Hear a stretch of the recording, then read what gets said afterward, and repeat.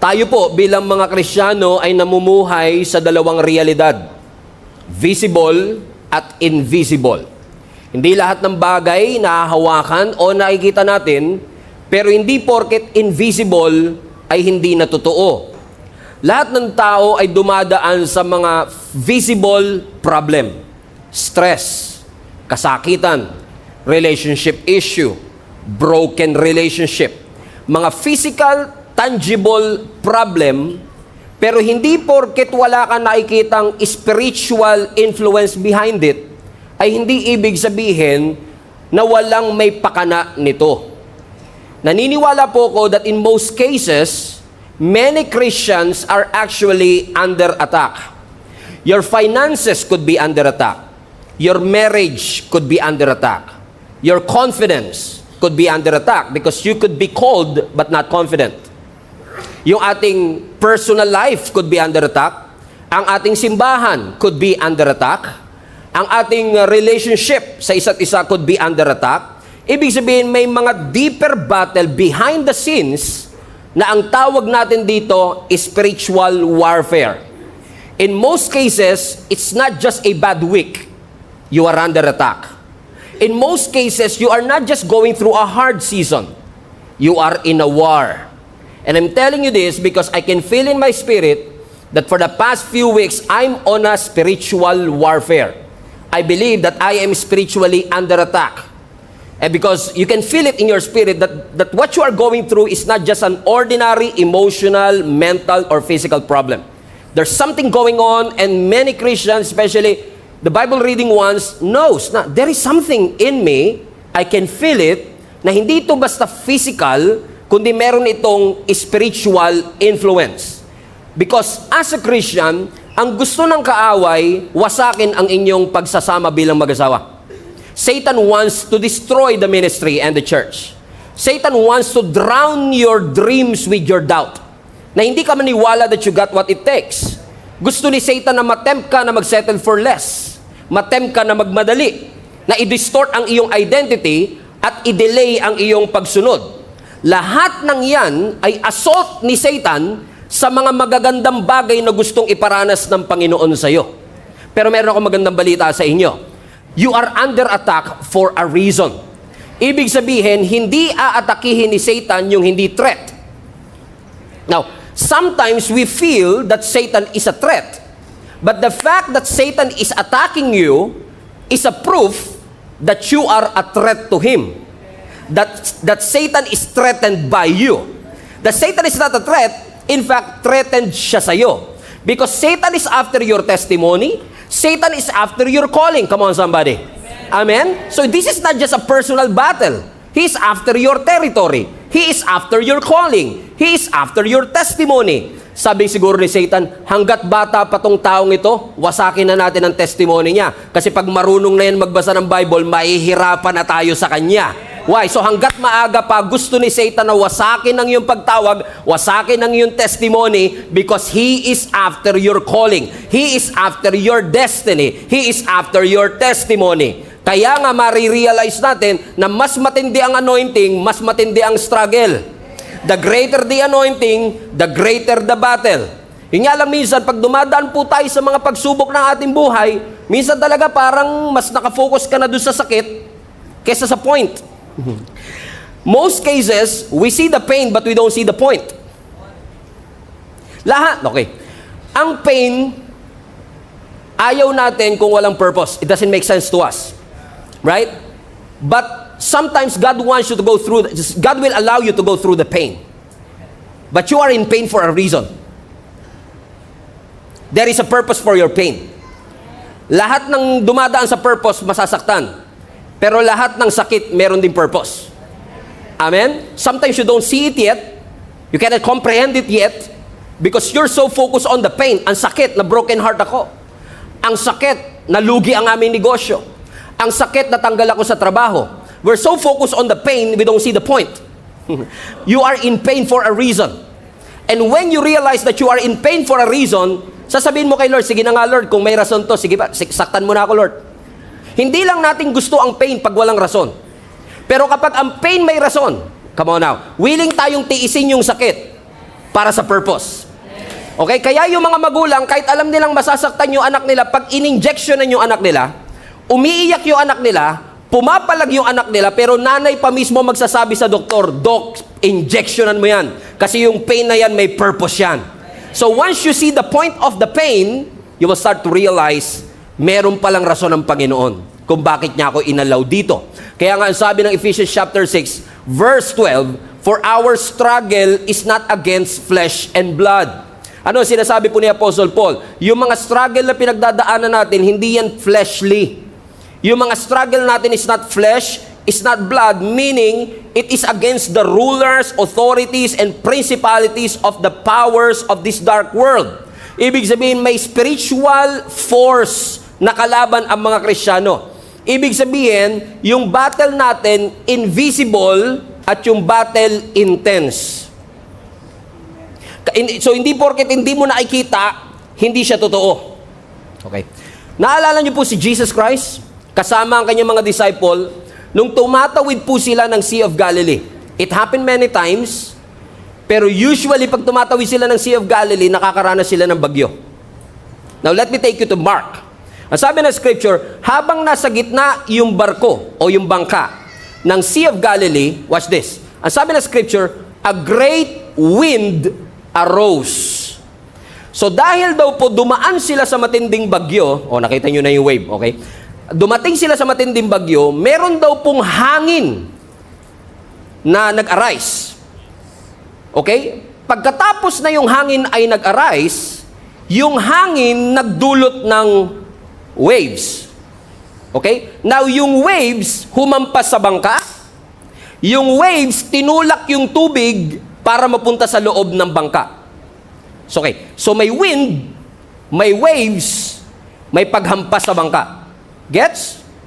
Yung wind, invisible. Hindi mo nakikita, naaamoy mo minsan.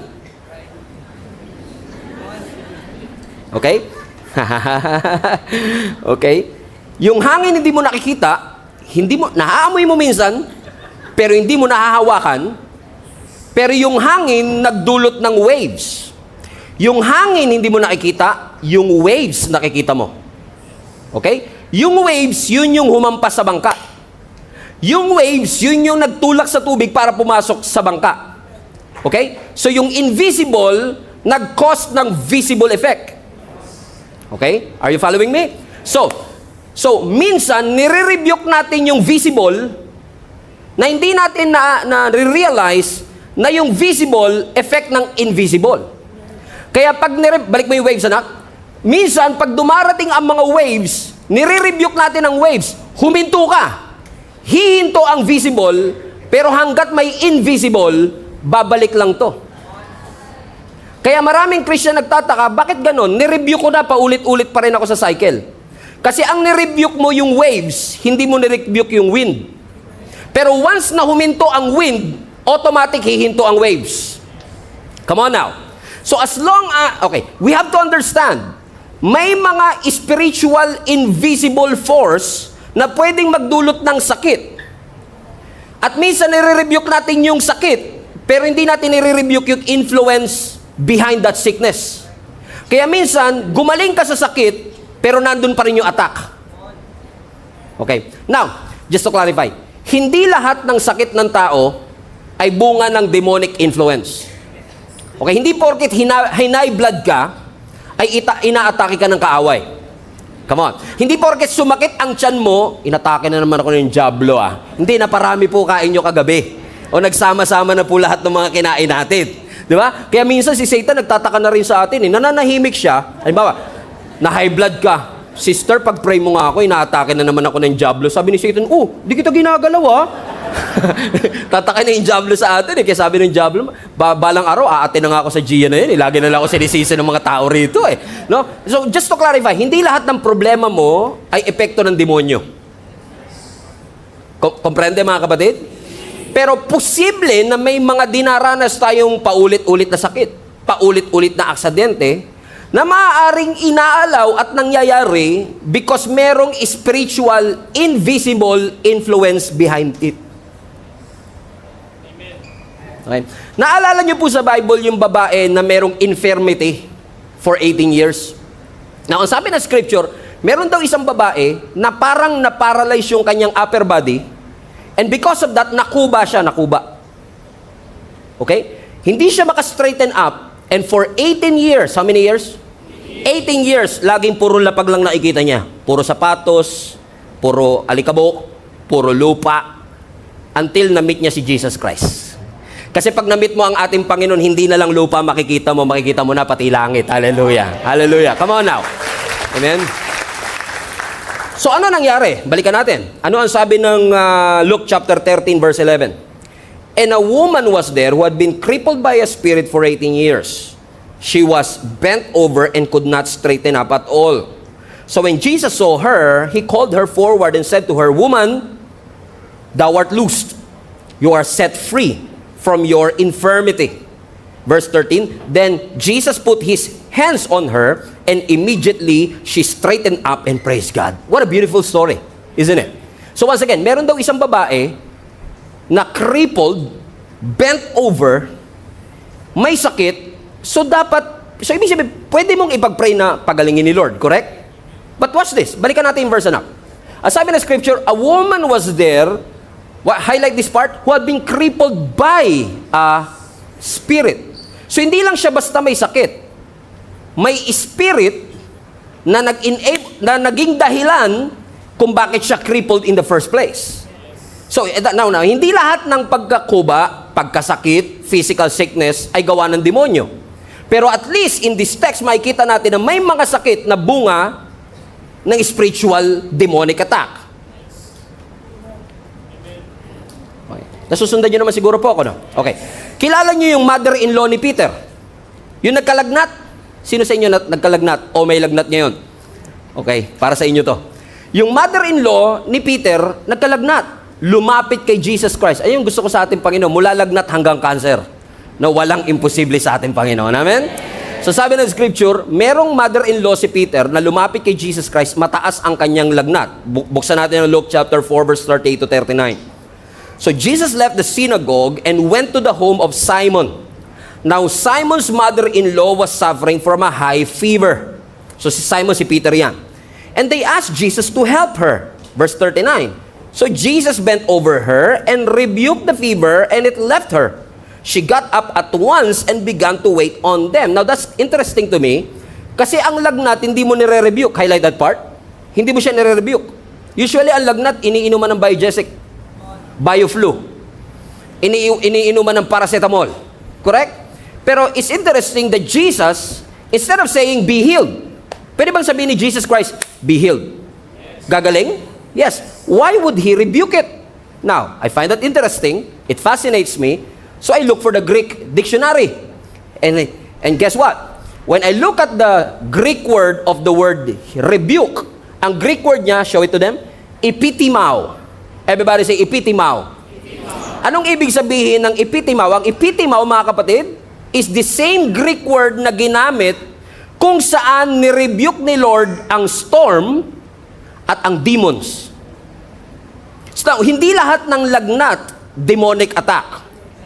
Pero at least sa case na ito, alam natin na yung specific na fever na ito ay hindi lang basta resulta ng infection, kundi ang fever na ito hindi lang basta resulta ng immune system natin to defend our bodies, kundi yung lagnat na ito is heavily influenced by a spiritual attack. So ibig sabihin, Jesus had that discernment na hindi niya lang sinabing gumaling ka, nakita ng ating Panginoon na itong fever na ito requires a spiritual confrontation. And that's what He did. At nung nakita ng ating Panginoong Hesus na kailangan ng spiritual confrontation, that's exactly what Jesus did. So sabi ni Jesus, lumayas ka sa pangalan ni Jesus. Amen? Which only proves, hindi pa rin kayo convinced, si Job. Right? Si Job have been through different struggles, sickness and pain. Sino may pakana? Is it because of his disobedience? No. Is it because of his unrighteousness? No. As sabi ng scripture, siya ang pinaka-righteous. But kung sino pa yung pinaka-righteous, yung pa yung namatayan ng anak, yung pa yung nawala ng kabuhayan, yun pa yung nagkasakit. No, because that affliction ay bunga ng testing at parusa ng kaaway. So, merong may pakana. Do you get what I mean, mga kapatid? So, ibig sabihin, posible na dumaraan tayo sa mga struggles and sickness and pain na hindi epekto ng paglaban ng ating immune system, kundi posible that we are under attack. That what we are fighting, mga kapatid, is more than just a chaotic incident. Hindi lang po basta magulo ang buhay. Posibleng ginulo talaga ang iyong buhay. Merong force at merong strategy na ginagamit ang kaaway to bring you down, to distract you to the things that God wants in your life. Because Satan wants deception, Satan wants destruction with an I, Satan wants destruction with an E, Satan wants to distract you of the things that God wants for you to experience. At papasok si Satan sa atin gamit ang kasinungalingan, gamit ang deception, excuse me, gamit ang temptation. So we don't allow Satan na mangyari ito. We don't allow him. Don't give him the luxury na nakikita tayo, na natitempt tayo at dinadaya tayo and we're not doing anything. Yes, we are under attack, pero hindi naman ibig sabihin kailangan nating matalo. Nararanasan nyo ba minsan yung mga kapatid that you felt like you're missing your joy? It was there before. Ano ba yun? Nandun yung joy mo before when you come to church. You're always excited. And then, for some reason, you don't know, ba't nawala bigla? I mean, you have that peace before, right? Ang kahit may problema at wala kang pera, di ba't laging masaya? Ganyan nga ang buhay ko na kay Jesus, lagi may galak sa tuwina. You're always happy kahit wala kang pera, masaya ka, and you always have that peace. Ngayon, nagigising ka every 3 a.m. and you don't know why. You can't even sleep for 5 or 6 hours, more than 5 or 6 hours. There's something in you. You feel like, I'm missing my peace. Some of you are passionate. Were passionate before. The passion was off the roof. Grabe yung passion mo pagdating sa paglilingkod sa Panginoon. And hindi, pagka tinatanong mo sarili mo, hindi ko rin alam kung paano nawala. It's just gone. Right? Or maybe you are in a ministry or a team in your company and you can always feel the spirit of unity in there. And laging may unity, lagi kayong one accord. You always do everything in one spirit. And then all of a sudden you don't, what happened? I don't know. Bigla na lang nawala yung unity. And every time mawawala yung mga bagay na ipinangako ng Panginoon na dapat meron sa atin, like joy and peace, always ask the question, why? Ba't siya biglang nawala? Wag mong basta lang tanggapin na wala kang joy sa paglilingkod. Wag mong basta tanggapin na wala kang peace sa iyong Christian life. It doesn't, God bled and died for you to have a peaceful, abundant life. So wag kang papayag na walang peace. So kung walang peace, why? Bakit wala? Bakit walang joy?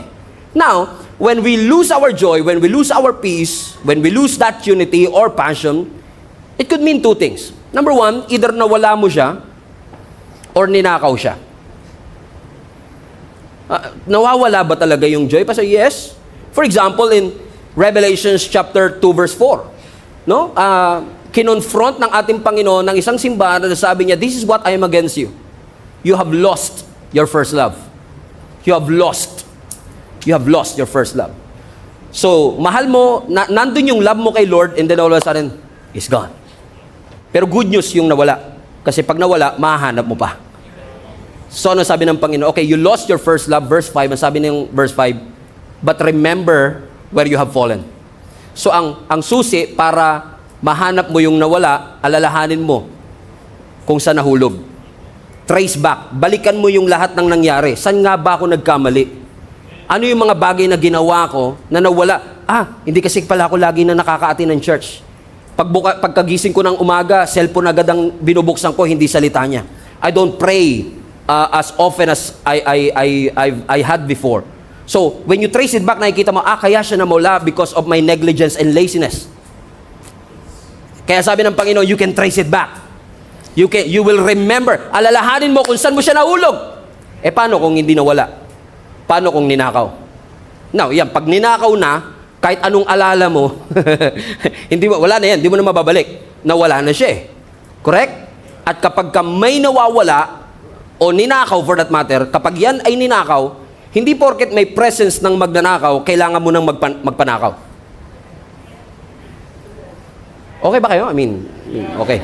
Hindi porket may magnanakaw, kailangan mo nang magpanakaw. In fact, pwede ngayon, may magnanakaw tayo dito. Huwag ka titigil sa katabi. May magnanakaw, sino kaya? Okay? Posible, pero hindi porket may presence ng magnanakaw, kailangan mong magpanakaw. Kasi usually, ang mga magnanakaw, hindi yan kumakatok. Ang mga magnanakaw, naghahanap madalas siya ng opening. Minsan, may mga magnanakaw na wala naman sa agenda nila today. Wala naman gumising na, parang gusto ko magnakaw today. In most cases, wala naman silang intensyon magnakaw, pero may opening eh.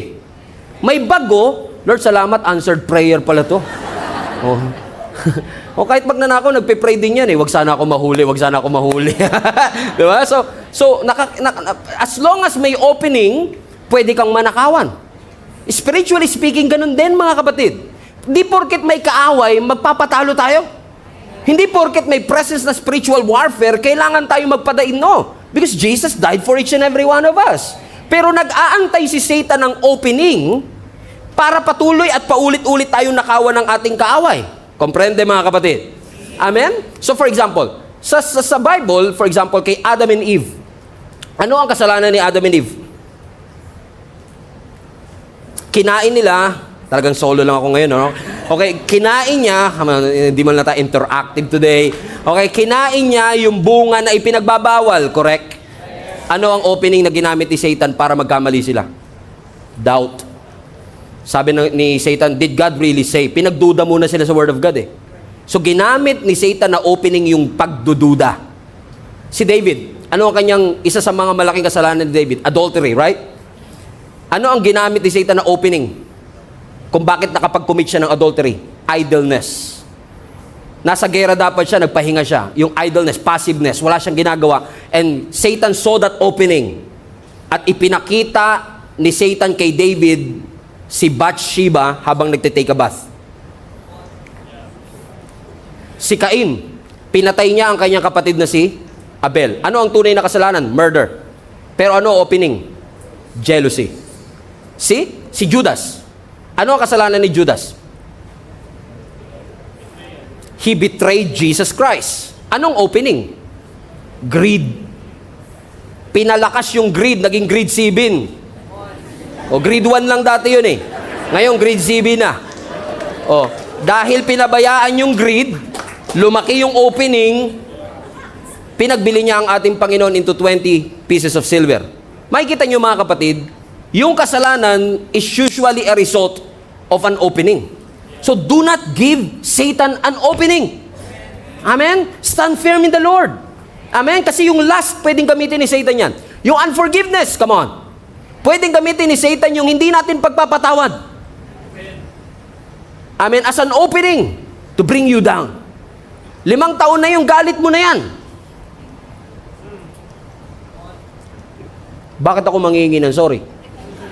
Hindi naman ako may kasalanan. Right? Forgiveness is hard. But forgiveness is possible. Forgiveness is a decision, not an emotion. You can always decide to forgive. Amen? And as long as that offense is there in your heart, opening ng kaawayan para lalo tayong mabulid sa anger and resentment and even worse, bitterness. So pwedeng gamitin yung unforgiveness as an opening. Social media comparison. Keep on comparing yourself. Church hurt, lust, isolation. Ina-avoid mo ang sarili mo sa community. You don't always come to church as often as you can. Pride, busyness, materialism, and even gambling. Now, can I talk about gambling for a second? Okay? Gusto ko lang maglaan tayo ng mga 2 hanggang 3 minuto. Pag-usapan lang natin ang pagsusugal ng konti kasi napakaraming Pilipino nowadays ang lulong sa sugal. And how do I know? Every single day nakaka-resibo kami ng prayer request. Pag-pray nyo po kami, baon kami sa utang kasi dahil sa sugal. So commercial muna tayo.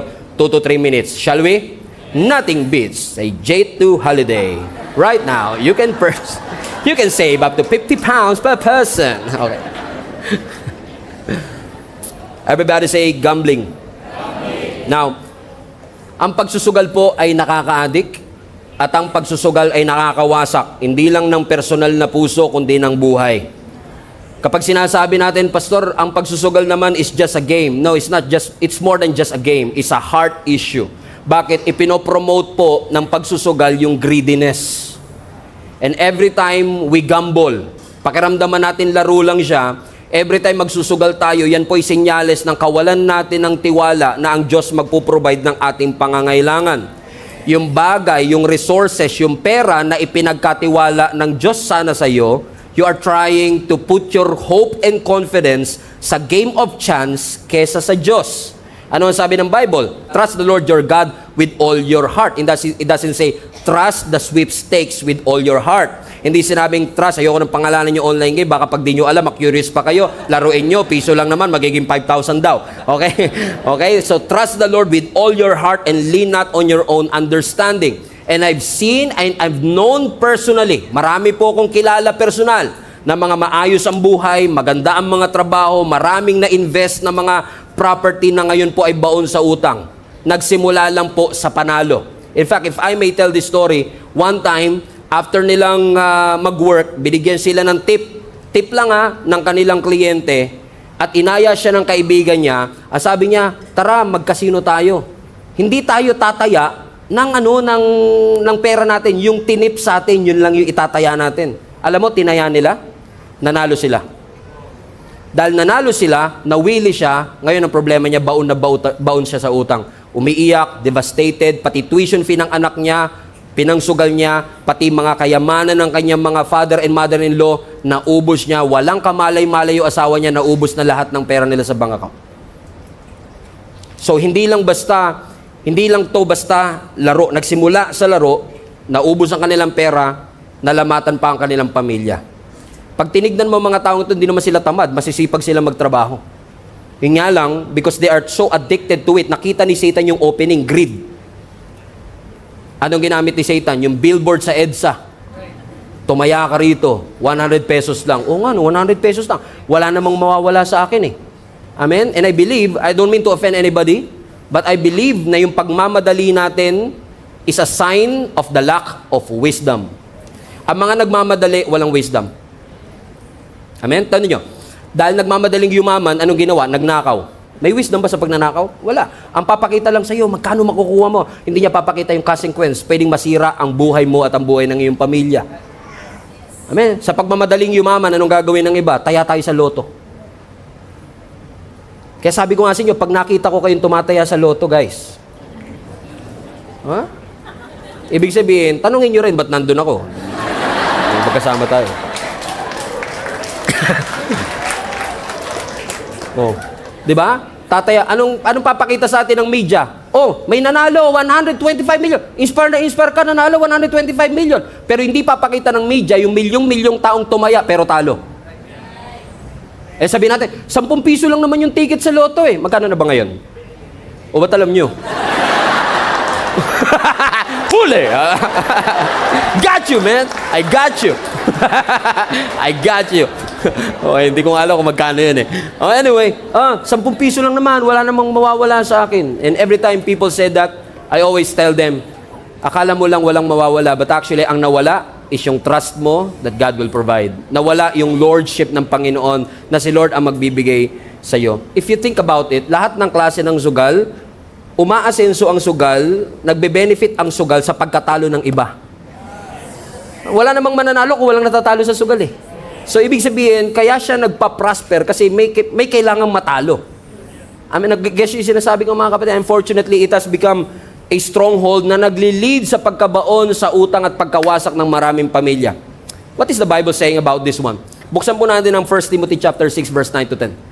Sabi na scripture, ang mga nagnanasang yumaman, sabi mo sa katabi mo, parang ikaw topic today. Ang mga nagnanasang yumaman ay nahuhulog sa tukso at nasisilo sa bitag ng masasama at mga hangal na hangarin na nagtutulak sa kanila sa kamatayan at kapahamakan. Pansinin po ninyo ito. Ang sabi, yung mga nagnanasa daw na yumaman, nahuhulog sa tukso. Nadadaya at nahuhulog sa bitag ng masasama at mga hangal na hangarin. Pansinin nyo yung mga scammer, yung mga promotor ng mga sugal o ng loto. Karamihan niya nagbe-benefit sila sa pandaraya sa ibang tao. At makikita nyo dito, dahil sinasamantala nila yung mga tao na may kagustuhang yumaman, opening. Nagkakaroon ng deception. Bakit daw po? Verse 10, sapagkat ang pag-ibig sa salapi ang ugat ng lahat ng kasamaan. Now, everybody read that part again. Sapagkat ang pag-ibig sa salapi ay ugat ng lahat ng kasamaan. So mag-ingat kayo sa nakikita nyo sa Facebook, naririnig nyo sa ibang tao, kasi doon sa mga Facebook minsan, tinatanggal nila yung pag-ibig. Ang sinasabi lang nila, ang salapi ang ugat ng lahat ng kasamaan. Hindi po ganun ang sinasabi ng Bible. Ang pag-ibig sa salapi, hindi salapi itself. Ang ugat ng lahat ng kasamaan. So, ibig sabihin, kung hindi pera, kundi pagmamahal sa pera ang ugat ng kasamaan, pwedeng mahirap ka, pero mahal mo yung pera. Kasi minsan may connotation tayo, yung mga mayayaman, mga greedy yan. Correct? Pero based on that text, hindi porket mahirap, hindi greedy. In fact, marami kong kilala, greedy na, hindi pa lang obvious kasi wala pang pera. But greediness is a heart issue.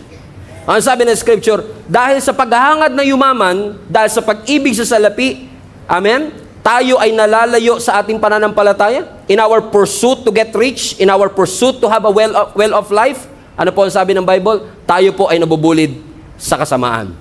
So, Satan is after your calling and your testimony. And if it means na yung greediness ang maging opening nito, amen, or pornography ang maging opening nito, Satan will do everything to bring you down. But God is good. Amen? The commercial is over. Thank God.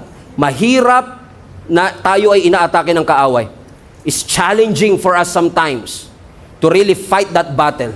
But we thank the Lord. Matindi man ang atake, may matinding kapangyarihan din naman ay pinagkatiwala ang Panginoon sa atin. Ano po ang sabi ng Ephesians chapter 6 verse 10? Finally, be strong in the Lord and in His mighty power. Hallelujah! Ibig sabihin, ang lakas na meron tayo para mapagtagumpayan ang lahat ng mga atake ng kaaway, hindi po siya nakabase sa taas ng iyong pinag-aralan, hindi po siya nakabase sa iyong emosyon, hindi po siya nakabase sa iyong koneksyon. Ang katagumpayan natin sa paglaban natin sa mga atake ng kaaway ay nakadepende sa lakas na meron tayo dahil sa ating Panginoon. You are not called to fight your own battle because the Bible says that the battle is the Lord. So we are not pursuing victory. We are not fighting for victory. We are fighting from the position of victory because Jesus already won the battle for each and every one of us. So I don't know who is this for. Pinapaalala lang ng Panginoon sa bawat isa sa atin that you should stop fighting the battles that you are not anointed to fight. Kung hindi in-anoint ng Panginoon na paglabanan mo siya, walang lakas na maibibigay ang Panginoon sa iyo to conquer that. Not every battle is worth fighting for.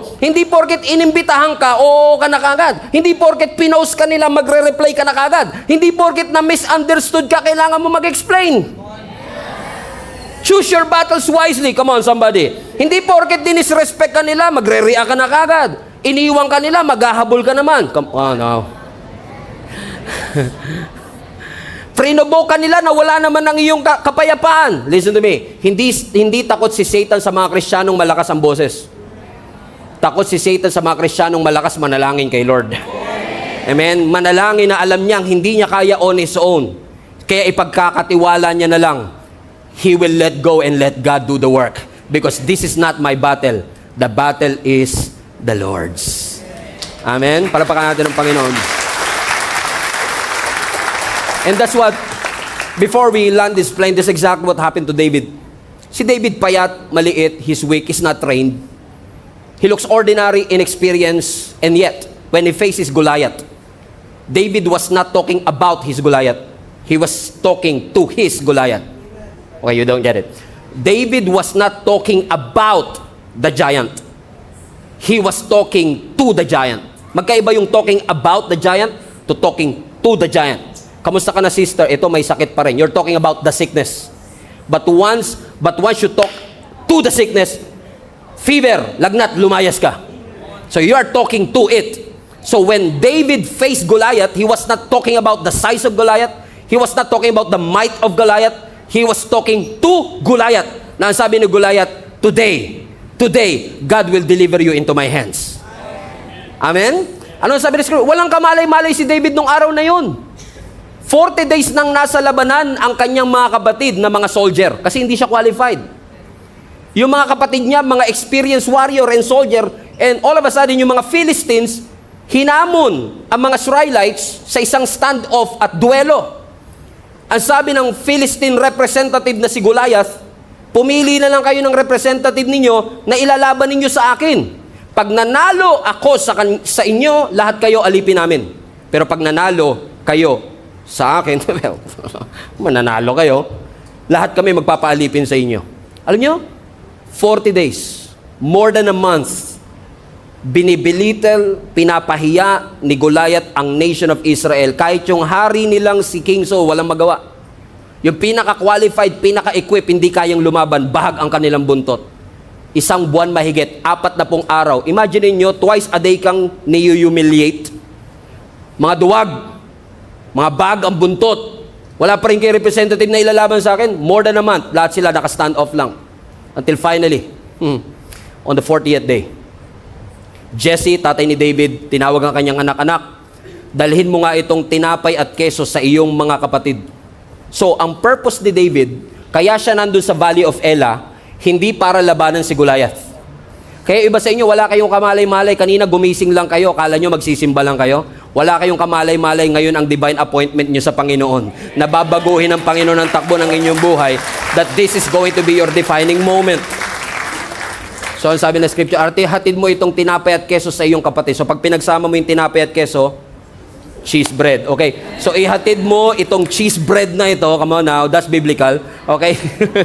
Okay? Ihatid mo itong tinapay at keso, ang cheese bread na ito sa iyong mga kapatid. So, ang purpose ni David, dala-dala niya yung plastic bag ng cheese bread, dadali niya sa kanyang mga kapatid, para saan? Para pagkain nila. Saktong-sakto, nung nandun si David sa Valley of Elah, muling naghamon si Goliath.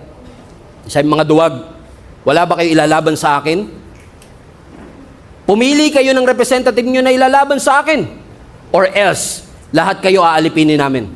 But this time, narinig ni David yung hamon. Nung narinig ni David yung hamon, sabi niya sa isang soldier, "Who is this uncircumcised Philistine that is mocking the armies of the living God? I will fight him." Sa Tagalog, sino itong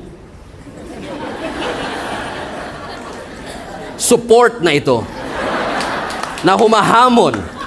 Wala talaga, ganun talaga Tagalog. Ganun. Humahabon sa Diyos na buhay. Ako ang lalaban sa Kanya. Now, hindi ito nasa Bible, pero sabi siguro ng soldier, what? At saka, may hawak ka pang cheese bread dyan? Ano sinasabi mo, ang payat-payat mo, ang liit-liit mo, lalabanan mo yan? Almost 10 feet ang height niyan. Experienced warrior yan. Walang magawa. Dahil walang nagre-reply kay King Saul sa jobstreet.com. Si Saul kasi naglagay siya ng vacancy sa jobstreet.com. Sabi niya, wala kami representative na lalaban. Ito ang qualification. Kailangan experienced warrior ka. Kailangan may 2 valid IDs, college degree and everything. Dahil wala nag-a-apply, si David ang nag-apply. Buti na lang pinakita sa atin ni Scripture kung ano ang nangyari sa kanilang first job interview. So sa harap ni King Saul, sabi niya kay David, lalabanan mo si Goliath? Anong qualification mo? Well sir, ako po kasi ay shepherd, pastol po ako. Kapag yung mga sheep ko, yung mga tupa ko, inaatake ng mga leon o kaya ng oso, ipinagtatanggol ko po sila. Hinahawakan ko po sa ulo yung leon at kaya ko po siyang patayin gamit lang ang aking kamay. And by the way sir, ang expertise ko po, sling. So think about it. Si David, hindi siya ang tumalo kay Goliath. Hindi siya ang lumaban kay Goliath dahil siya pinaka-qualified. Si Saul ang pinaka-qualified. Pero siya ang lumaban kay Goliath kasi walang choice. Walang gustong lumaban. So sabi ni King Saul, wala naman nag-apply, wala nag-email sa jobstreet.com. Okay, suot mo tong armor na to. Pak, sinuot yung armor, masyadong maluwag. Tinanggal. Binigyan ng espada, masyadong mabigat. Wag na, sige, punta ka na lang doon. Now, think about this. So, habang papunta si David doon sa battlefield, probably, ang mga Israelites nakaiga ng ganun. Biruin mo, mahigit 10 buwan sila Stand off lang. Ang mga Philistines nakaiga na kagad. And then, narinig nila yung balita, may representative na. May representative. Wow, Brad, gaano kaya kalaki yan? Gaano kaya ka-experience yan? Siguro, mas matangkad pa kay Goliath yan. Finally, makakalagpas na rin tayo sa labanang ito. And then, here comes David. 16 years old, payat, may hawak ng plastic bag ng cheese bread. Lumabas sa kanilang dugout, music please, tent, tent, tent, tent, tent, tent, tent, tent, tent, tent. Grabe music, slow motion, alikabok, pam. Sabi ng mga Israelites, patay ka diha. Patay tayo, natalo na tayo nito. 16 years old representative natin, tsaka ano yung plastic bag na yun? Cheese bread? Pero watch this, sabi na scripture, nung humarap si David kay Goliath, kung paanong tinignan marahil ng kanyang mga kababayan na lugi si David, ganun din ang tingin ni Goliath. Ang sabi ng verse 42, tinignan ni Goliath si David over and saw that he was still a little more than a boy, glowing in health. Handsome naman. Ay, by the way, pag sinabihan ka ng Bible na pogi, pogi ka talaga. But he despised him. Ang sabi ni Goliath kay David, aso ba ako? That you come to me with sticks? Kasi hawak niya slingshot. And the Philistine cursed David by his gods. Come here, and I will give your flesh to the birds and to the wild animals. Ipapakain kita sa mga ibon at sa mga wild animals. But watch this, verse 45. But David said to the Philistine, you come against me with sword and spear and javelin, but I come against you in the name of the Lord Almighty, the God of the armies of Israel, whom you have defied. You see what David did there? He just turned a physical fight into a supernatural fight. Sabi niya, wala akong sword, wala akong spear, wala akong javelin. Disadvantage ang aking physical appearance compare sa'yo. Almost 10 feet ka, ako 5'6" lang. Lugi ako. But my confidence is not based on my sling. My confidence is not based on my weapon. God can use a stone, He can use a shout, He can use a raven, He can use a fish, He can use anything. Even my surrender, pwedeng gamitin ng Lord as a weapon to defeat my enemy. So sabi niya, wala man akong javelin, wala man akong spear, wala man akong sword, but I have come against you in the name of the Lord Almighty, the God of the armies of Israel. I may look weak to you, ordinary, inexperienced to you, na-confuse mo siguro yung youthfulness ko. Nakala mo porket youth mahina. Hindi lahat ng youth mahina. David may be young in age, but he is old in his faith. So when this Goliath is trying to intimidate him, ang sabi ng verse 47, all those who gathered here will know that this is not by sword or spear that the Lord saves. Hindi ako niligtas ng Panginoon gamit ang sword. Hindi niya ako dinigtas gamit ang spear. Hindi kailangan ng Lord ng conventional weapon para manalo, for the battle is the Lord's. What David is saying, now I love this part. Because when he said, who is this uncircumcised Philistine? That's what I call anointed audacity. What an audacity to say. Sino yan? Kasi mas kilala niya yung Diyos niya. You can see here the power shift. Ang sabi ni Goliath, nasa ng espada mo. Ang sabi ni Goliath, nasa ng spear mo. Ang sabi ni Goliath, nasa ng javelin mo. Ang sabi niya, wala ko niyan, pero meron akong Diyos. Look at the power shift here. Shinif niya yung power from physical weapon to supernatural weapon. I don't have physical weapon, but I have a supernatural God. Alam siguro niya yung Psalms na sinulat niya, that the Lord is my tower, and the righteous will run into it, and they will be saved. For the Lord is my tower, and He gives me a power. Di nyo alam to?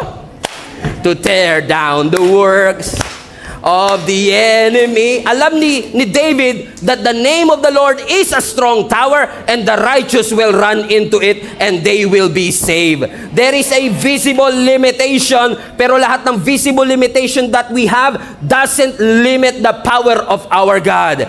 Hindi man natin minsan maintindihan kung bakit tayo inaatake, but we are not called to understand everything. In fact, the Bible says in Ephesians chapter 6, we should stand firm, not understand, but to stand firm all the wiles of the devil, all the schemes of the devil, because we are not called to talk about our giants. We are called to talk to Him and say, you are already defeated because Jesus Christ already won the victory for me, on my behalf. My confidence is not based on my education. My confidence is not based on my experience. My confidence is based on who God is in my life. Hindi ko kasi matatalo ang mga higante sa aking buhay hanggat hindi ko nare-realize na sapat ang Diyos ko. Kapag ako'y nagtiwala sa Kanya, malakas ang kalaban pero mas malakas ang Diyos ko. Matangkad ang kalaban pero higher ang Diyos ko. Amen. He is powerful, but my God is the most powerful there is. He stands on a class of His own. He has no rival. He has no equal. Amen. He is higher than any other. And as long as we understand that, we will start to claim that victory even before the battle started. Ano ang sabi ng verse 46? This day. Ano sabi? Highlight that part. The Lord will deliver you. Now watch this. Sinabi ni David to, hindi pa siya nagsisimulang lumaban. Prophecy na kagad. Sabi mo, papakain mo ako sa mga ibon at sa mga wild animals. Well, this day. The Lord will, this day, not someday, not next day, this day. The audacity, man. The audacity. Amen. This day, God will deliver you into my hands. He speak about the future even before the battle started because He knows who He is and He knows who God is. If you know who you are and whose you are, you don't have to be afraid. You don't have to doubt. You don't have to be fearful. Even when you walk through the valley of the shadow of death, you will not be afraid, for God is with you. He is your deliverer, your portion, your refuge, your strength, your healer, deliverer. Hallelujah! He is altogether lovely, altogether worthy. He's worthy of all. Ang Daniel chapter 10 po ay nag-reveal ng isang hidden war, spiritual war, na naniniwala po kung makakapagpaliwanag kung bakit marami tayong mga panalangin na hindi kagad natin nakukuha ang sagot. Ang context po nito, si Daniel ay nakatanggap ng isang disturbing vision. Merong ipinakita ang Panginoon sa kanya, at itong vision na ito ay may kinalaman sa gera at sa hardship. Nabagabag ang loob nitong si Daniel kasi ipinakita ng Panginoon sa kanya yung future conflict na may kinalaman sa political turmoil at may kinalaman sa military turmoil. Bagabag ang puso ni Daniel sapagkat ipinakita ng Panginoon na merong magra-rise na isang masamang leader. Na ang sabi ng maraming Bible scholar, itong masamang leader na ito is actually a foreshadow of the Antichrist. At dahil natanggap po nitong si Daniel ang isang kabagabagabag, sabi mo nga sa katabi mo, nakakapagpabagabag.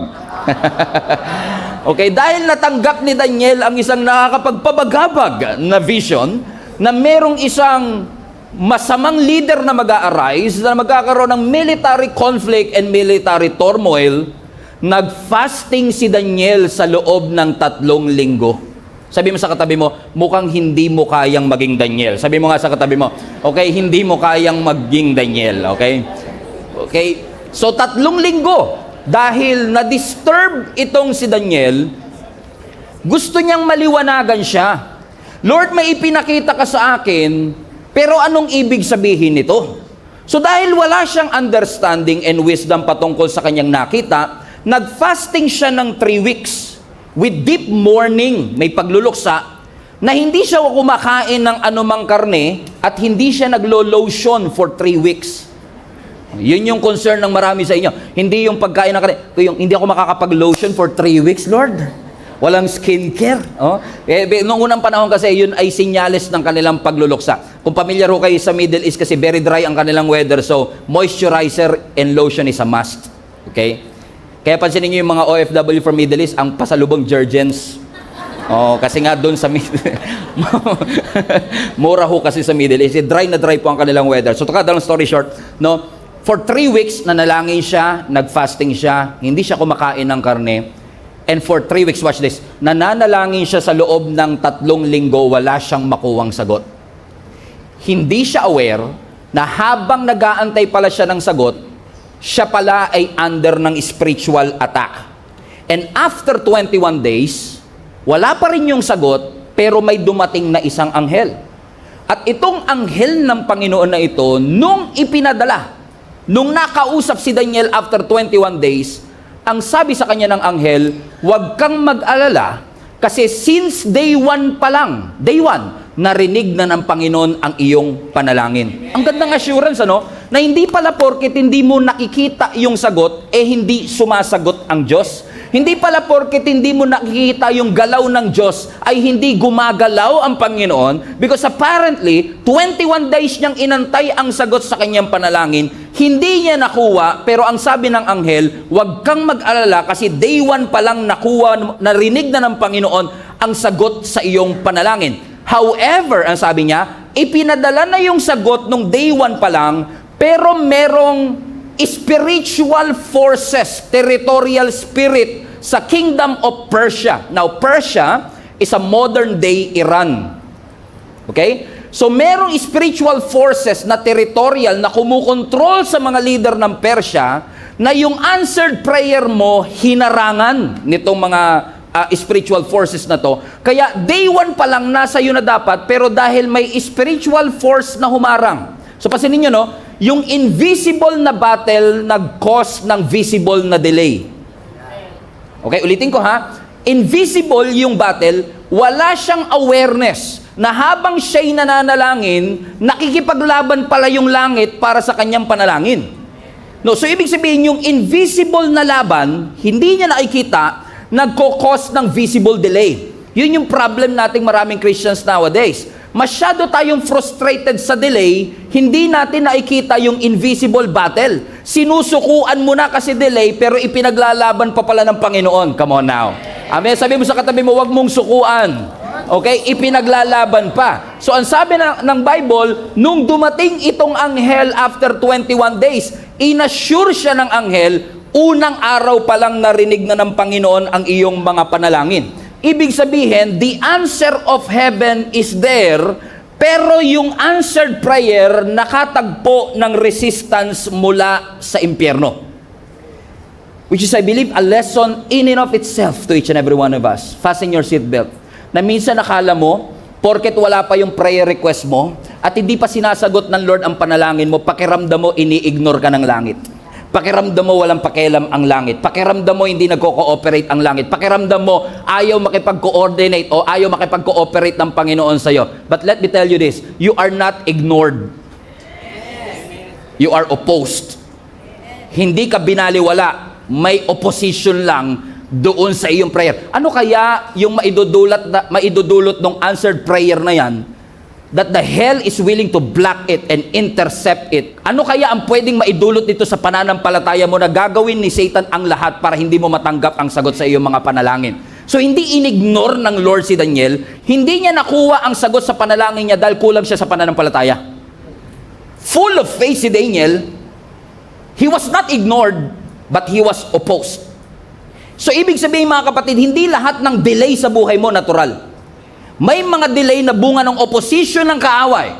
Kaya hanggang ngayon, 5 years na, wala pa rin yung sagot sa iyong panalangin. And I can tell you this because I myself have been praying for something na pakiramdam ko long overdue na. Kasi minsan nilalagyan natin ng due date, yung due season ng Panginoon. Ang mga pangako ng Lord walang due date, pero laging may due season. Hindi mo pwedeng lagyan ng deadline ang mga pangako ng Diyos, pero ang pangako ng Panginoon, in due season you will harvest. If you don't give up.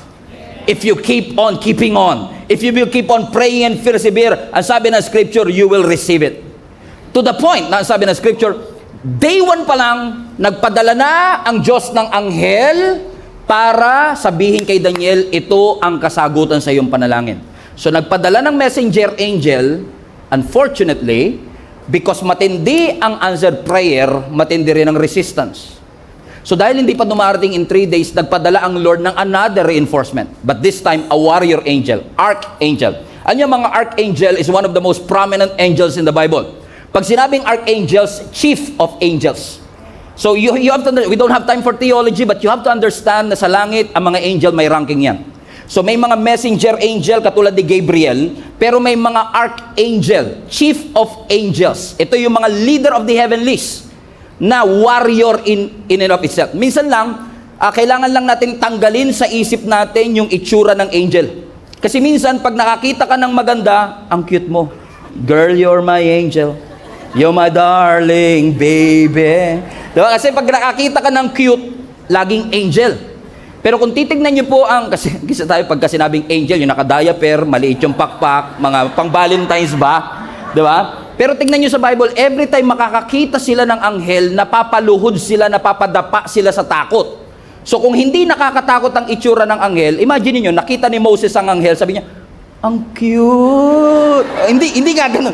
Dapat ganun ang reaction ni Moses. Pero dahil hindi cute ang mga angels, so to speak, katulad ni Lucifer, he was once an angel. Ang description ng Ezekiel sa kanya, ang kanyang katawan is made of a musical instrument. So probably may saxophone dito, may flute dito, may gitara dito, bass, we don't know. Pero definitely, nakakatakot ang kanyang itsura. So nagpadala ang Panginoon ng archangel. This is not just an ordinary angel. High ranking ito, warrior angels to fight on his behalf. Para sabi na scripture, after 21 days, nung dumating itong archangel na ito, si Michael, ano sabi ng Bible? Natanggap niya ang sagot sa kanyang mga panalangin. Ibig sabihin, yung sagot sa prayer ni Daniel, delayed, pero hindi denied. Based on this text, I want to show you 3 stages of an answered prayer. No? Na kahit pa tayo ay opposed and under attack, naniniwala ako na ang Panginoon is just so good that He wants to answer our prayers. Kung yan naman ay ayon sa kanyang kalooban, ipagkakaloob naman ng Panginoon. Pero ano ba yung 3 bagay na madalas pinagdadaanan nating mga Christians bago natin matanggap ang sagot sa ating panalangin? Number 1, based on the text, ang unang stage ng answered prayer is the pressure. Pressure. Everybody say pressure. Ano ang sabi ng Bible sa verse 13? Balikan nun natin. But for 21 days, the spirit prince of the kingdom of Persia, highlight that part, okay, blocked my way.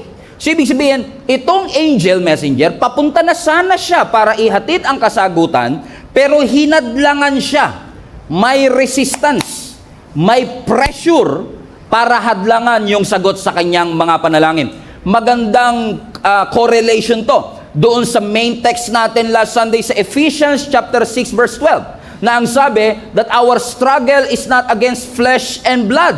Pero saan daw po? Through rulers, authorities or principalities of the unseen world, against the mighty powers in the dark world, and against the evil spirit in the heavenly realms. Now, for those who are interested, kung ang mga angel may ranking, ang demonic forces meron din.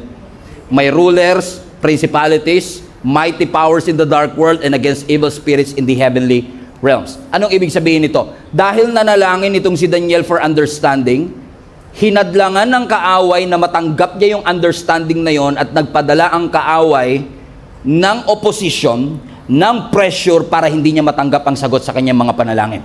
And most of the time, masyado tayo nakafocus sa visible delay na nakakalimutan nating i-rebuke ang mga invisible forces na humahadlang sa ating mga panalangin. Listen to me, church. Ang mga delay sa buhay natin could be a spiritual pressure. Yung bang nararanasan nyo ba ito na pray kayo ng pray, nabuksan ng Lord yung pintuan, pero 3 years na sarado pa rin? The doors remain closed. And that could be a spiritual pressure. Kumbaga yung breakthrough mo parang napopostpone. O kaya naman, pwedeng yung iba sa inyo discourage.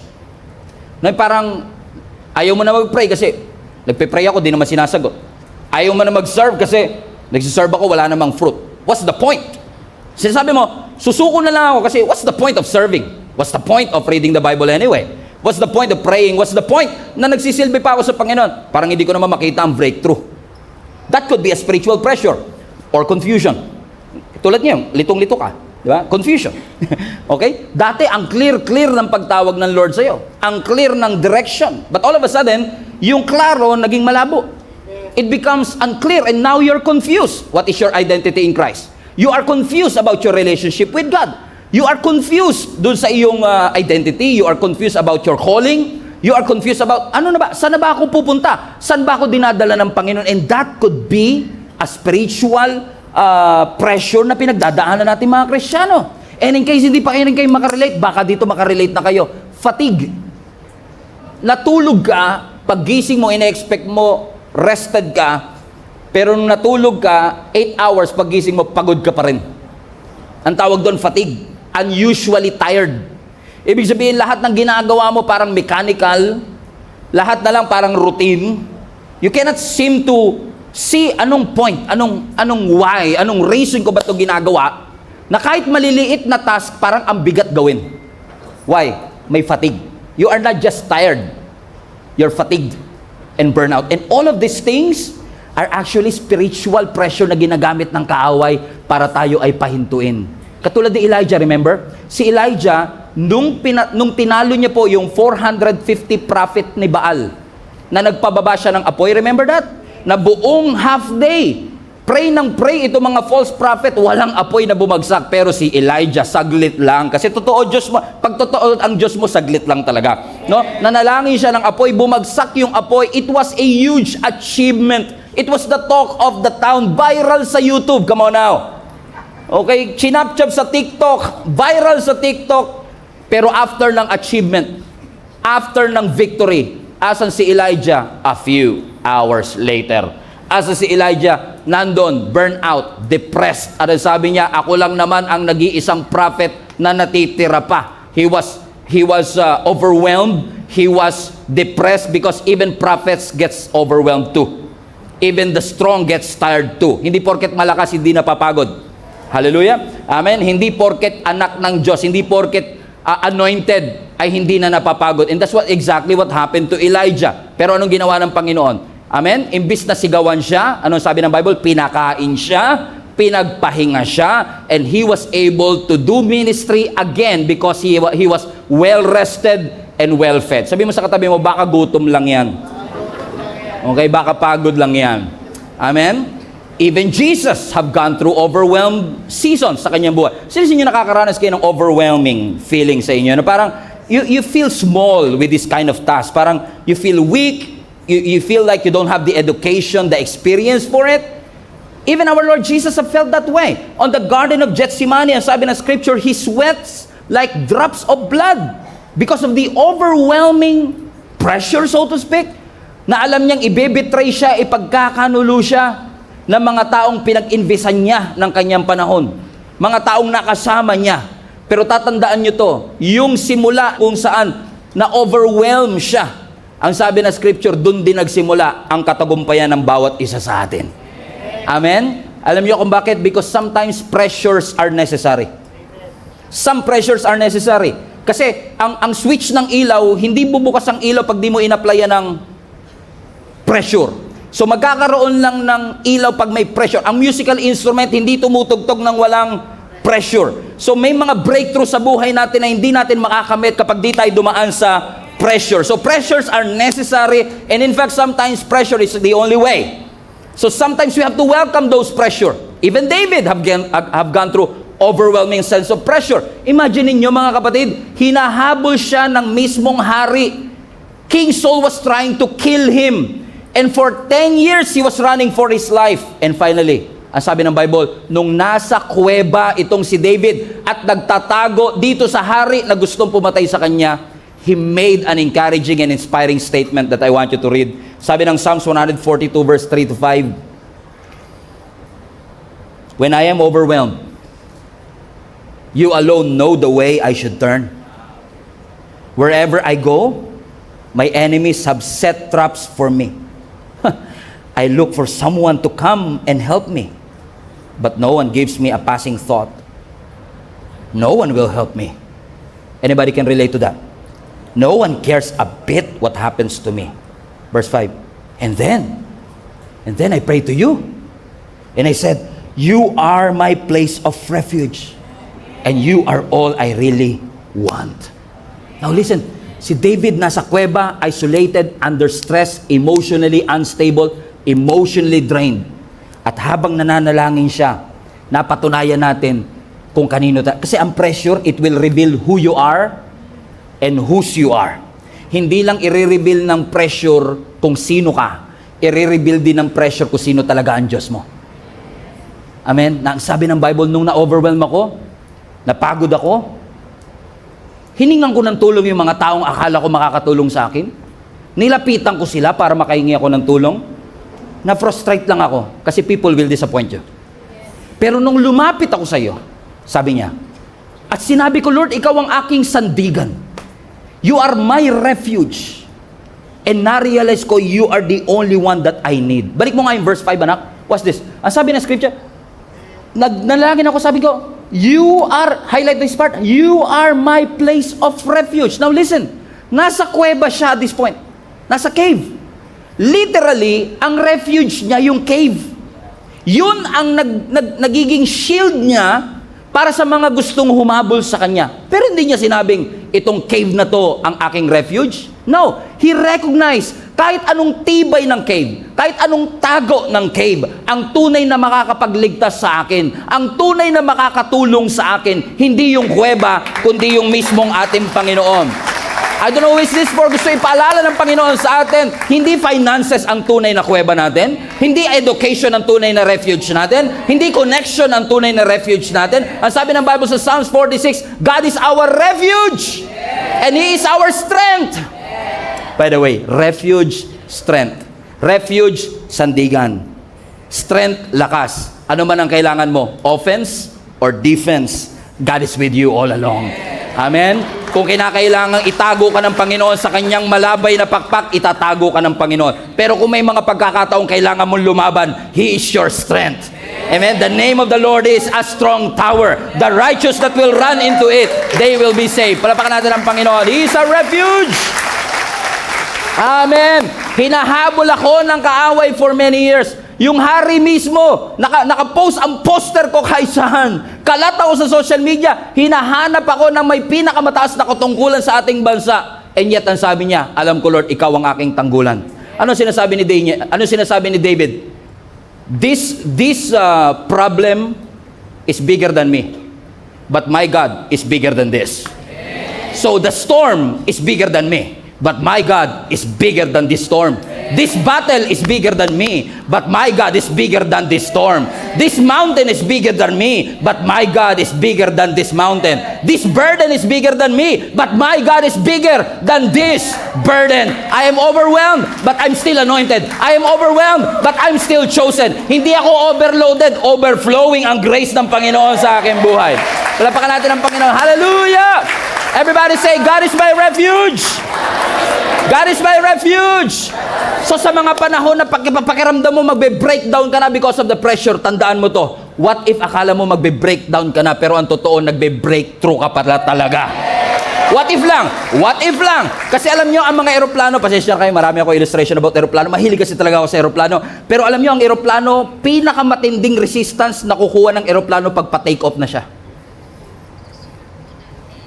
Amen? This is a reminder for each and every one of us. Kapag matinding-matindi na yung pressure, baka senyalis na yan, napaangat na eh. No? Papunta na tayo dun sa next season. Kasi sa totoo lang, halimbawa ngayon, no, pag sira yung elevator, o kaya, actually, kahit hindi sira ang elevator, pag maraming umakyat, naghahagdan na lang iba sa inyo.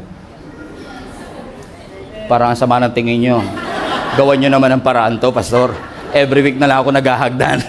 Okay, we are trying. Okay. Ba? Pag sa unang ano ka pa lang, ground floor ka pa lang, naka-makeup ka, no? Pak, ganda, pak. Bis na bis ka, may pabango ka, ano ba yung pabango, yung blue water? Naka-Dior ka pa, di ba? Celine Dior, okay. Oh. Pabango, first floor, di ba? Akyat ka, ganado ka pa eh. Pero pagdating ng second floor, hinihingal-hingal ka na. Third floor, sabi mo, kumakapit ka na sa kasama mo. Fourth floor, gumagapang ka na. Fifth floor, sabi mo, ano ba naman simbahan to? Taas naman kasi. Di ba? Pero napansin nyo, habang palapit ka ng palapit, habang pahirap ka ng pahirap, ibig sabihin palapit ka na ng palapit. Doon sa breakthrough na yun. Amen? So, kapag may pressure, salamat sa Lord sa pressure. Kasi hindi naman hahadlangan to ng kaaway kung hindi to para sa Panginoon eh. Kaya pag wala kang pressure na natatanggap, magtaka ka na rin eh. Diba? Parang, 7 years na akong masarap buhay ko ah. Magtaka ka rin nun kasi hindi ka pine-pressure, walang resistance. Kasi ang mga walang resistance, kakampihan. So pag wala kang resistance, kakampi na yata ako ng Diablo ah. Diba? Kasi walang resistance eh. Diba? Oh, pero kapag ikaw ay nasa Panginoon, expect resistance. Expect some pressures. Pero hindi porket nape-pressure ka, ay hindi ibig sabihin na nasa mali ka lagi. Minsan yung pressure is an indication that you are doing the right thing, that you are on the right track. Ang kailangan lang magpatuloy tayo sa ating Panginoon. Amen? So, ang sabi ng Bible, habang itong si Daniel ay pray ng pray, hindi niya alam may pressure pala in the heavenlies. That delayed is happening in the clouds and he doesn't even know it. Pero ang tanong, Huminto ba si Daniel sa pananalangin nung walang sagot? No. Inabot siya ng 21 days. Hindi siya may... Actually, kung inabot ng 22, magpe-pray pa rin siya. Why? Because hindi niya hinayaan na yung kawalan ng sagot ay magbubunga ng kawalan ng pananampalataya at pananalangin. Which leads us to our second point. Sa lahat ng prayer items, sa lahat ng prayer natin, laging may pressure. Pero tatandaan nyo, ang susi dapat may number 2, perseverance. Persevere. Maging persistent. Sabi mo sa katabi mo, padayon lang. Padayon Jude. Di ba? Tuloy-tuloy kahit mahirap. Ano sabi ng verse 12? Then he said, don't be afraid, Daniel. Highlight this part. Since the first day you began to pray. So biruin mo, mula day 1 nagpe-pray siya. Ano ang kanyang pinapanalangin? Gusto niya ng understanding. To humble himself before the Lord. Sabi ng Bible, since day 1, your request had been heard in heaven. Which means, mga kapatid, hindi siya sumuko. He fasted, he mourned, he sought the Lord, and he kept going, even though wala siyang kamalay-malay, kaya pala nadidelay, nakikipaglaban yung langit para sa kanya. Pero nag-persevere siya. Pero what if sumuko siya ng day 14? Kung sumuko siya sa pananalangin ng day 14, na sinabi niya, pray ako ng pray, 2 linggo na, wala naman. Ano pang punto na pray ako ng pray? Baka naman nabibingin na yung Diyos o hindi kayang gawin to ng Diyos. Susuko na lang ako. Pero hindi niya yun ginawa, mga kapatid. Kasi ang perseverance, hindi yan yung nalalangin ka lang ng isang beses and then you will hope for the best. Hindi ganun ang perseverance. Ang tunay na perseverance, kahit wala kang sagot na nakukuha, tuloy ka pa din. Kahit hindi mo nakikita ang ebidensya, tuloy ka pa rin. Naalala niyo po yung mga Israelites, nung umiikot sila sa Jericho Wall, ilang araw silang pinaikot ng Panginoon? 7 days. At ang mahirap dito, mga kapatid, sabi ng Bible, 7 days na silang pinaikot, bawal pa sila magsalita. Sabi ng Bible, shut up. Alam mo, nung una sabi ko, ano kayang relevance ng hindi sila nagsasalita? Pero alam mo, na-realize ko, may point din talaga si Lord. Si Lord talaga matalino rin eh. Kasi imaginein mo, no, nasa promised land na sila, diba, kating-kating na sila doon sa, tagal nating inantay to. 40 years tayo sa wilderness. Nasaan na yung promised land? May Jericho Wall. Ang laking city. Sabi ng Bible, ikutan nyo yan.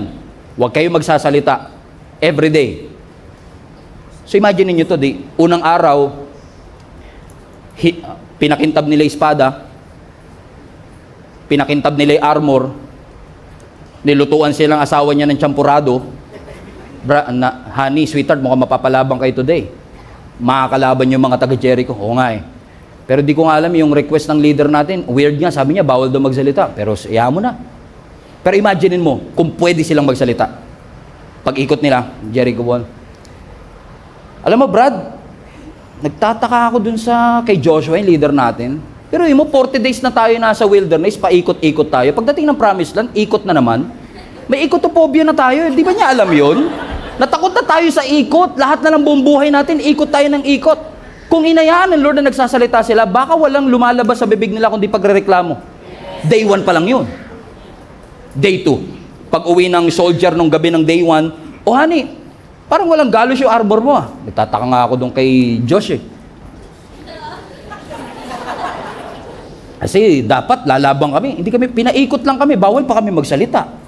Pero baka bukas. Kinabukasan, maaga siyang gumising, sopas naman ang niluto. Kalinga mo, honey ha, may goodbye kiss pa. Punta sila, sabi nila, boss atake na ba tayo? Hindi, ikot lang kayo uli. Huwag kayo magsasalita ha. Alam mo, buti na lang walang cellphone noong unang panahon. Oh, kasi kung bawal sila magsalita, pwede sila mag-chat. Imagine mo, umiikot sila, nag-chat sila. Meron silang GC na wala si Joshua doon. Alam niyo ibig sabihin? Okay? Aminin nyo, meron kayong GC na wala tatay nyo doon, meron kayong GC na magkaka-opisina na wala yung boss nyo doon, meron kayong GC na magkaka-ministry na wala yung leader nyo doon, meron kayong GC na wala ako doon. Meron nga kayo So meron silang GC, nag-chat sila sa GC at everyone. Everyone. Highlights. Brad, magpatingin na kaya tong leader natin. Pangalawang araw na, ang kintab pa naman ng espada ko. Pinaglutuan, tapos papaikutin lang tayo. Siguro pagdating ng day 3, iba sila, skeptical na eh. What's the point? Ni hollow blocks nga, walang bumagsak eh. Kasi di ba parang mas encouraging magtuloy pag nakakita ka ng progress. Yung sit-up ka ng sit-ups, naka 5,000 ka na, wala, absent pa rin siya. Di ba? What's the point of exercising? What's the point of coming to school? What's the point of coming to church anyway? Kung wala naman ako nakikitang resulta. Pero tatandaan nyo to mga kapatid, most of the time, progress is not obvious. Hindi porket hindi ka nakakakita ng progress, walang ginagawa ang Panginoon. Mas nakaka-encourage pag ikot nila may bumagsak na hollow blocks. Pero ang sabi ng Bible, bawal silang magsalita for 7 days. Pagdating ng 7th day, gising na naman sila, iba siguro babagal-bagal na sila. Hindi na napakintab yung armor. Hindi na nila ini-ready yung espada. What's the point? Di ba? Alam ko na gagawin natin diyan. Ikot na naman tayo. Sabi ni Joshua, oh, you know the drill, guys. Ikot tayo. Shut up. Ikot na naman sila. Yung iba hindi na nag-almusal eh. Kasi sabi nila, makakabalik din kami kagad. Huwag kang maglala, iikot lang naman kami. Hindi na kailangan ng lakas, hindi na kailangan ng cereal kasi wala naman labarang mangyayari. Ikot na lang kami. Umikot sila. Pagkatapos silang umikot, yung iba sa kanila nag-iwalay, bye guys, see you tomorrow. Sabi ni Joshua, wait. Ikot uli kayo. 6 na beses pa. Kasi nung araw na yon, 7 beses silang pinapaikot ng Panginoon. Imagine niyo yung tumatakbo sa kanilang isip. What's the point of persevering in the first place? Wala naman ako makitang result. But you know what happened? They keep on walking. They walked anyway. And after the 7th time ng 7th day, completion. Sabi ng Bible, finally, you shout. Kaya pala pinapatahimik ng Lord yung bibig nila. Kasi gusto ng Lord i-preserve ng Lord yung boses nila para sa shouting moment na kanila. Kasi baka mamaya pag dumating na yung miracle, paus ka na. Hallelujah. And sometimes God wants you to preserve your faith, to preserve your testimony until finally when God says shout, you can always shout and thank God for what He has done in your life. So I want to encourage you today. I don't know who is this for. Kung hindi ka man makakita ng resulta, pray anyway. Nakakaramdam ka pa rin ng sintomas, pray anyway. Matindi pa rin ang luha mo, pray anyway. Nalulungkot ka pa rin, pray anyway. Hindi mo makita ang reconciliation sa family, pray anyway. I'm not praying dahil gusto ko makakita ng resulta agad. I'm praying because I trust the Lord na siya ang nagsabi nito sa akin. Okay? Ang sabi ng doktor, kumakalat pa rin ng cancer but I will pray anyway. Ang sabi ng pamilya ko, may problema ko financially but I will pray anyway. Ang sabi ng magulang ko, hindi ako makakapag-enroll next sem but I will pray anyway. Why? I want to persevere. Kasi kung ngayon ako susuko, what if sinusukuan ko yung pinaglalaban pa lang pala ng langit para sa akin? I will never allow that to happen. I will keep on praying. I will keep on persevering. I will keep on walking. I will keep on circling until I receive the blessings and the miracle of God in my life. Hallelujah. Amen. So when you pray at wala kang makitang pagbabago, huwag kang mag-quit. Hindi na de-delay ang panalangin mo dahil kulang ka sa pananampalataya. Minsan na-delay yan kasi pinaglalaban pa. So hindi ka okay pero hindi ka nag-iisa. Amen. Yun lang kailangan na iba, pwede na umuwi. Amen? Hindi ako okay pero hindi ako nag-iisa kasi kasama ko ang Panginoon. Sa unang tingin, mukhang delay. It is delay on the outside, delayed on the outside. But God is actually developing something deep on the inside. Persevere. At dahil si Daniel nag-persevere, ang sabi ng verse 13, for 21 days, hinarangan yung aking panalangin. Huminto ba siya? No.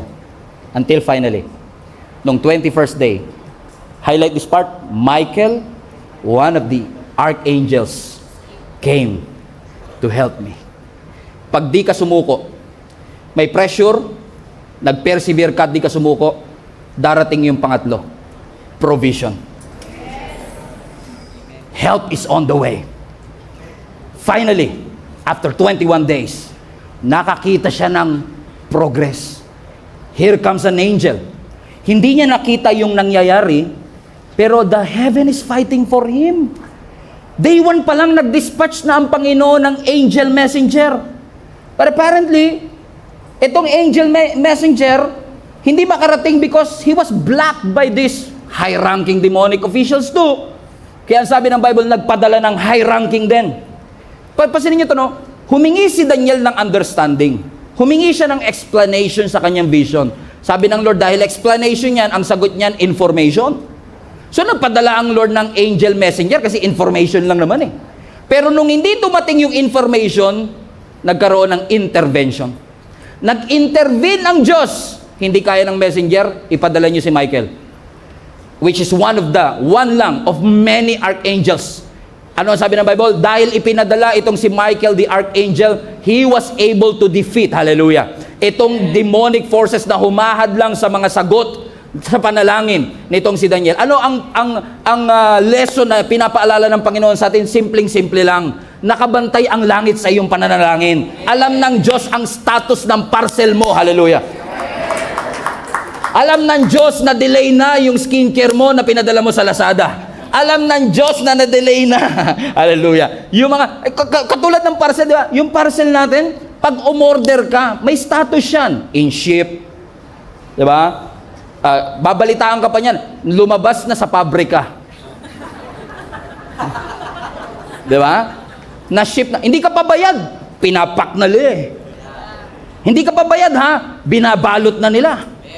Tapos makakatanggap ka ng status dyan. Oh, nakasakay na, nasa customs na. Ano, pumapasok sa isip ko custom kasi may regalo ang church sa inyo. Ilang buwan na hindi pa dumarating, naiinis na rin ako kasi naka-hold sa custom. Pero paalala lang talaga yan kasi minsan 'di ba nakalagay doon delayed. 'Di ba? Nakalagay doon in transit. May confirmation email pa yan. Makakatanggap ka ng email na hindi pa dumarating sa iyo pero darating, confirmed eh.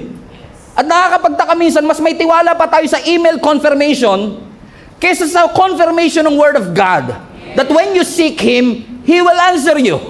That when you call on Him, He will answer you. Yun ang email confirmation natin. Actually, hindi lang email yan, heavenly mail yan eh. Heavenly confirmation na nagsasabi sa atin, hindi mo man nakikita ngayon, sumasagot ang Panginoon. At kung sakaling ginagawa ni Satan na lahat, para hadlangan ka, may reinforcement, may provision ang Panginoon para matanggap natin yung ating pinapanalangin ko, ito'y nasa kalooban ng Panginoon. Kung kinakailangan niya mag-mobilize ng backup mula sa langit, gagawin ng Panginoon yon para sa bawat isa sa atin. Hindi lang laging immediate ang provision, pero lagi siyang sigurado. Lagi siyang sigurado. Amen? Amen? So may pressure, may perseverance, may provision. I believe these 3 stages will help us understand, delay man ang panalangin ko, God is answering my prayers. Sabi ng doktor, kalat pa rin ang cancer cell. Ang sabi ng bank account mo, wala kang budget for the whole month.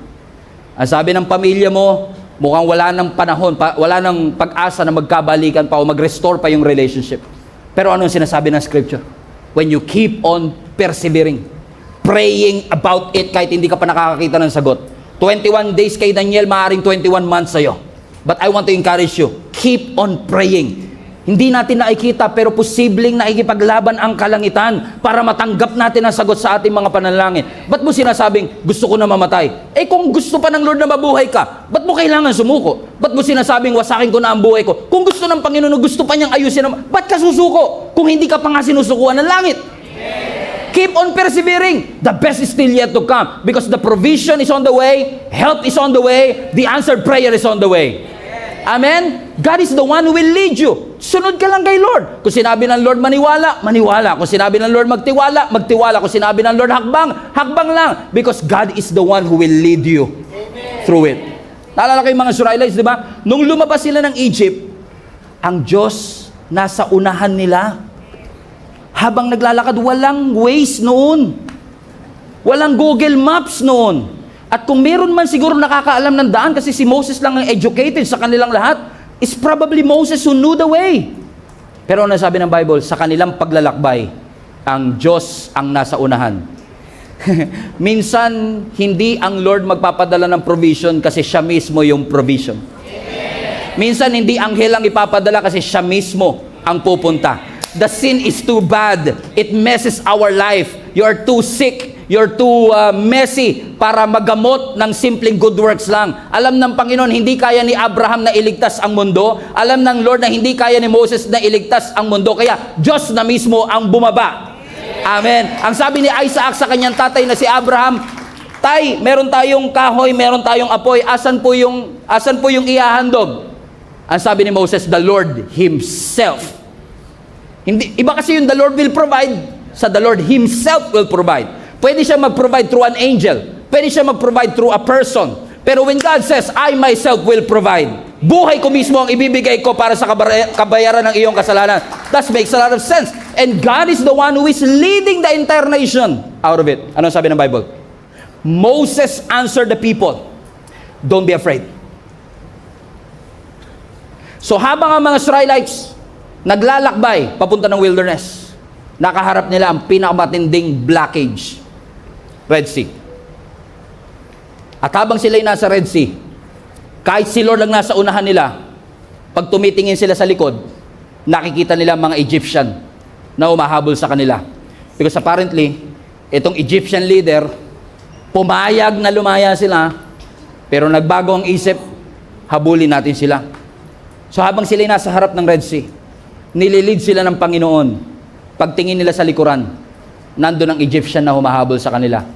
Sabi ng Lord sa kanila, Jesus is alive, ka man ba? Don't be afraid. Stand firm and you will see the deliverance the Lord will bring you today. The Egyptians that you see today, you will never see them again. The sickness that you are seeing today, you will never see that again. Yung utang na nakikita mo ngayon, hello, you will never see that again. Sabi mo nga sa katabi mo, goodbye utang. Goodbye sakit. Goodbye problem. Goodbye difficulty. Goodbye challenge. Because the Lord has promised me that the Egyptians that I see today, I will never see them again. So, paano yung mangyayari? Paano yung mangyayari, Lord? I want my enemy. Ayoko na makita ang aking mga kaaway. Sabi ng verse 14. Why? Because the Lord will fight for you.